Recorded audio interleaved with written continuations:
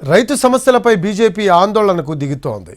రుణమాఫీ, రైతు భరోసాను పూర్తి చేయాలి అంటూ రేపు ఇందిరా పార్క్ దగ్గర ధర్నా చౌక్లో బీజేపీ ఆధ్వర్యంలో రైతు దీక్ష చేస్తున్నట్టు బీజేఎల్పీ లీడర్ మహేశ్వర్ రెడ్డి తెలిపారు. రాష్ట్ర వ్యాప్తంగా రైతులతో పాటు బీజేపీ ప్రజాప్రతినిధులు దీక్షలో పాల్గొంటారు. రేపు సోమవారం ఉదయం 11 గంటల నుంచి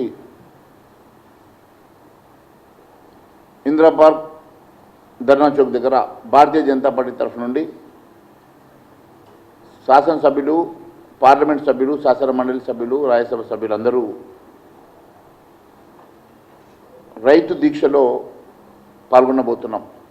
ఈ తెలంగాణ రాష్ట్రంలో ఈ రాష్ట్ర ప్రభుత్వం ఇచ్చినటువంటి తప్పుడు హామీలు నెరవేర్చకుండా కాలయాపన చేస్తూ రైతాంగాన్ని మోసం చేసినటువంటి ప్రభుత్వం మెడలు వంచి ఇచ్చిన హామీలు నెరవేర్చే విధంగా పెద్ద ఎత్తున ధర్నా చౌక్లో వేలాది మంది రైతన్నల సమక్షంలో దీక్ష చేయబోతా ఉన్నాం.